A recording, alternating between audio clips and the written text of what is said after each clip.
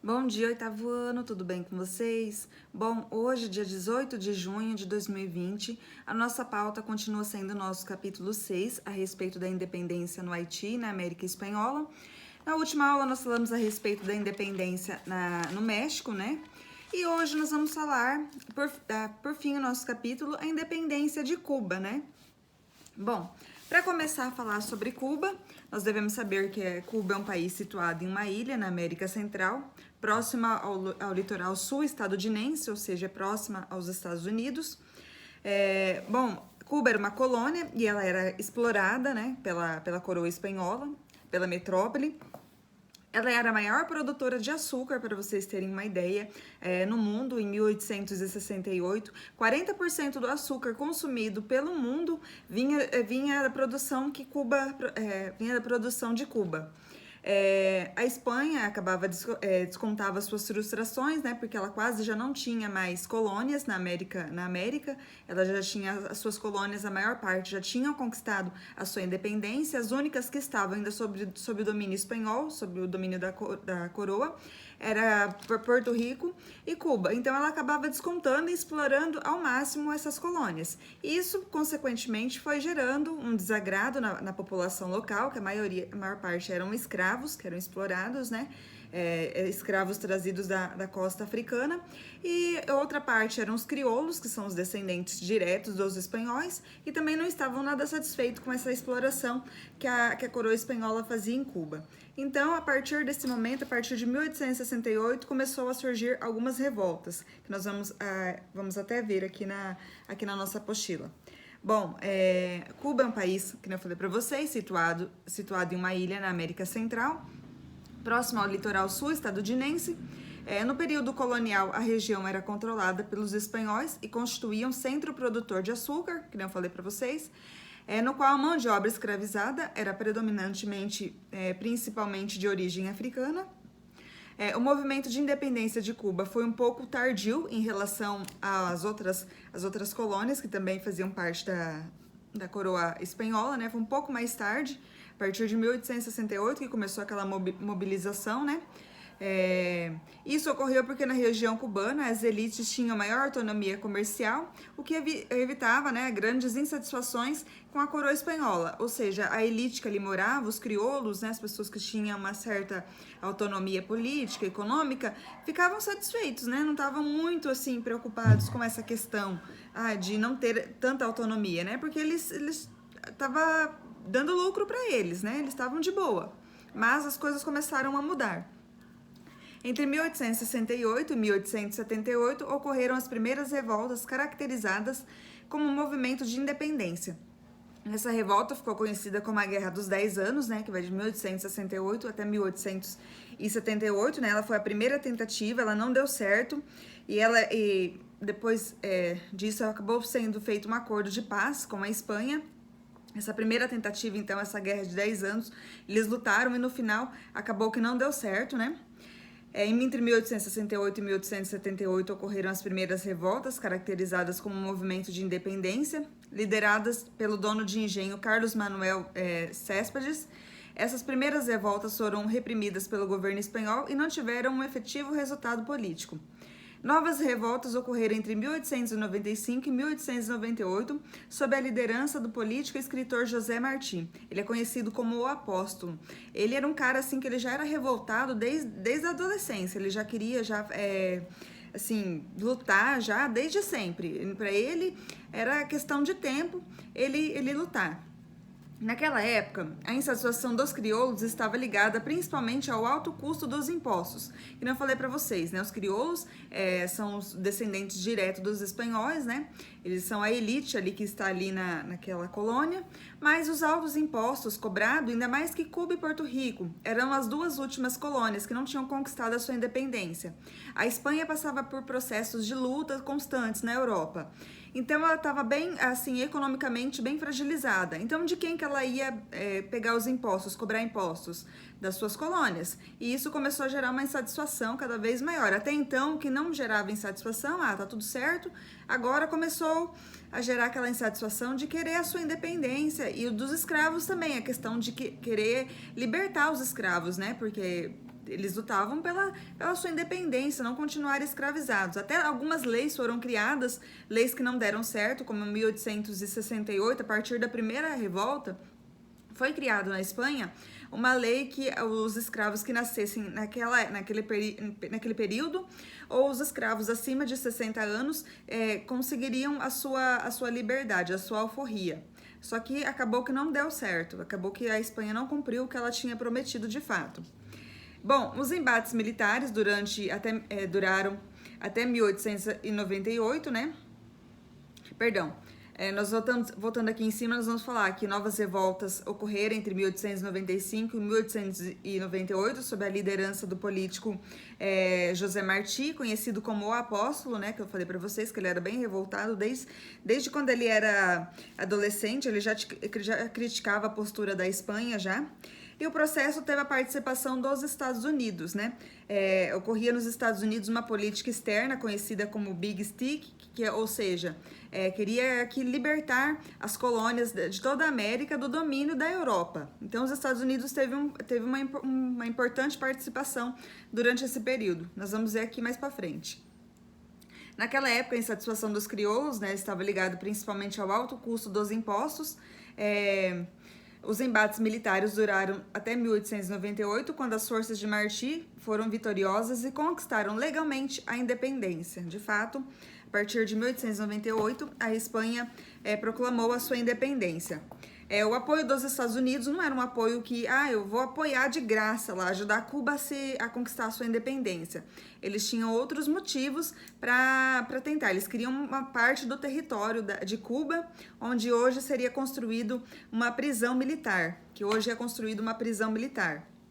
E nós vamos ver, inclusive, acho que até cita aqui no texto. Porém, naquele mesmo ano, Cuba foi invadida e ocupada pelos Estados Unidos, com o intuito de explorar economicamente a região e expandir-se em territórios americanos, estabelecendo áreas de influência. Em 1901, uma legislação conhecida como Emenda Platt legitimava o direito estadunidense de interferir na política cubana quando fosse conveniente. Além disso, Cuba também foi obrigada a ceder territórios para o estabelecimento de bases militares estadunidenses. Em 1902, as forças de ocupação se retiraram oficialmente do país, mas Cuba continuou com um território sujeito à intervenção. Esse território onde foi construída essa prisão militar que tem até hoje. Os Estados Unidos, como eu falei para vocês, eles contribuíram no processo de independência, lutaram ali para conquistar. Lutaram de frente contra os espanhóis para ajudar a conquistar a independência de Cuba. Mas eles foram também para explorar economicamente, conquistar territórios. E o território que eles conquistaram, que tem até hoje, é onde foi criado essa prisão militar, uma prisão militar que fica lá isolada. Bom, agora nós vamos falar um pouquinho a respeito de Cuba na atualidade, né?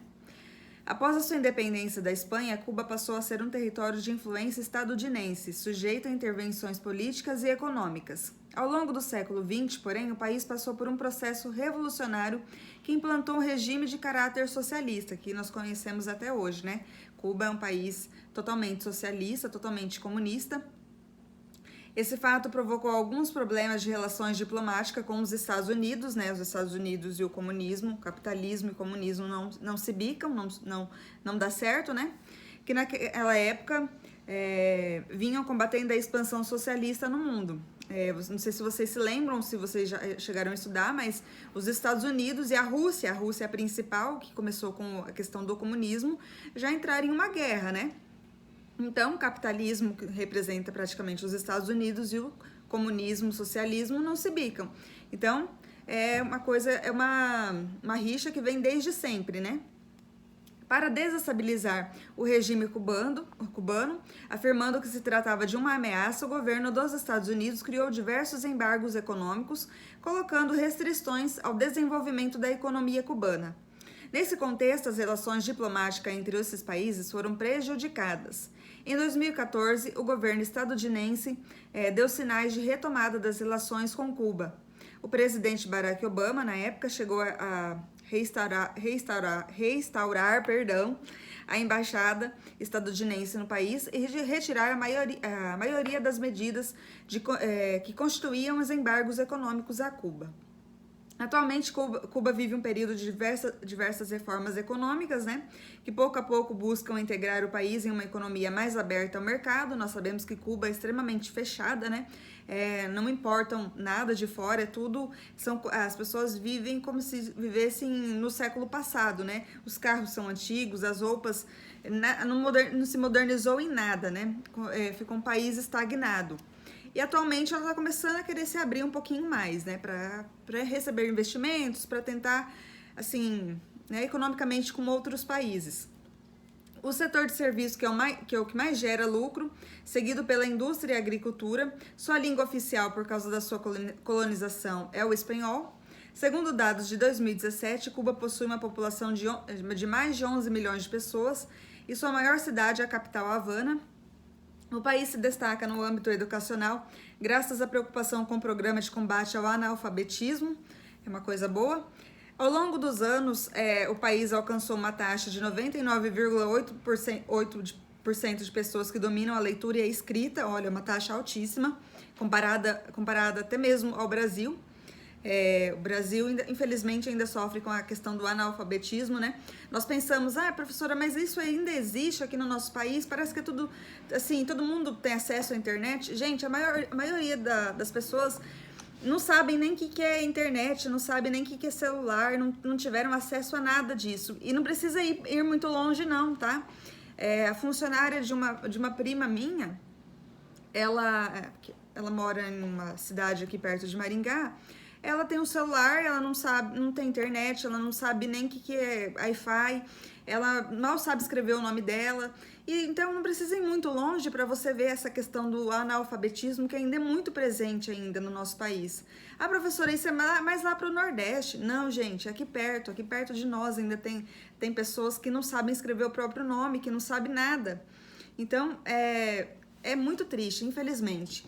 E vendo os dados, a taxa aqui em Cuba, 99,8% de pessoas que dominam a leitura e a escrita é uma taxa altíssima, é muito bom. Os investimentos do governo também são fortes no setor da saúde, né? Como nós já vimos, a questão dos médicos cubanos, né? Que alguns emigraram para o Brasil também, né? Não sei aqui em Maringá, mas na minha cidade natal, veio bastante médicos cubanos na época, né? Agora alguns já voltaram, né? Mas na época que começou essa questão de vir do governo trazer médicos de Cuba, vieram bastante médicos cubanos para o Brasil.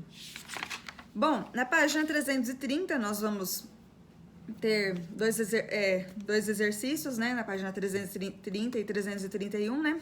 O primeiro, observe a imagem a seguir e responda as questões. E o que estudei, né, na página 331 a respeito de todo o nosso capítulo. Bom, eu vim aqui para falar com vocês também para nós fazermos uma videoaula, uma videochamada. Eu pensei em fazer um trabalho com vocês, onde vocês escolhessem desses países que nós estudamos e vocês apresentassem o que mais interessou para vocês, a respeito do que mais interessou para vocês. Tô pensando em fazer para nós apresentarmos segunda-feira. Segunda-feira nós temos, acho que é a última aula, né? E seria uma ideia legal também para dar uma notinha extra também para vocês, né? Vocês já fizeram um trabalho, se eu não me engano. E assim nós nos comunicaríamos, né? E vocês tirariam as dúvidas que vocês têm também. Tô vendo que bastante professores estão fazendo assim. Eu peço que todo mundo, por favor, participe, tá? Que é bastante importante, vai valer nota. Se preparem, assiste esse vídeo até o final, porque agora no final que eu tô falando a respeito do trabalho, eu vou postar na plataforma também, mas assista, vamos todo mundo nos conectar segunda-feira então, através de uma videoaula, tá? Eu vou mandar o link para a coordenadora, ela envia para vocês, e vocês acessam, e a gente faz o nosso trabalhinho, cada um apresenta o que mais, assim, do país que mais se identificou, o que ele conseguiu entender, e nós tentamos tirar as nossas dúvidas, as dúvidas que vocês estiverem, ok? Por hoje é só isso. Qualquer dúvida me mandem mensagem na plataforma, tá? As questões ficam abertas até às 10 horas, a chamada também, é importante demais vocês responderem a chamada. Reforçando aqui de novo, eu sei que vocês já sabem, mas a chamada é importantíssima, principalmente nesse período que nós estamos vivendo. Nós não estamos conectados na escola fisicamente, mas estamos através da plataforma e é a aula normal, ok? Então, por favor, gente, não deixem de responder a chamada, tá? A chamada fica até às 10 horas da noite. É importante demais vocês responderem, vocês participarem, tentarem resolver os exercícios, tá? Qualquer dúvida, professora, eu não tô entendendo, pode me mandar mensagem que eu vou responder. Mas nunca deixem de perguntar, nunca deixem de responder, nunca deixem de marcar a chamada, de ter assim, de participar, por menor que seja, mas dá as caras ali, por favor, é importante demais, principalmente agora nesse período, vocês estão no 8º ano. O ano tá passando, tá voando. Infelizmente, tá difícil voltar para a sala de aula, fisicamente, né? Mas vamos tentando, por favor, tá? Eu peço ajuda de vocês. Nunca deixem de preencher a chamada, nunca deixem de participar. E nessa videoaula também eu conto com todo mundo, ok?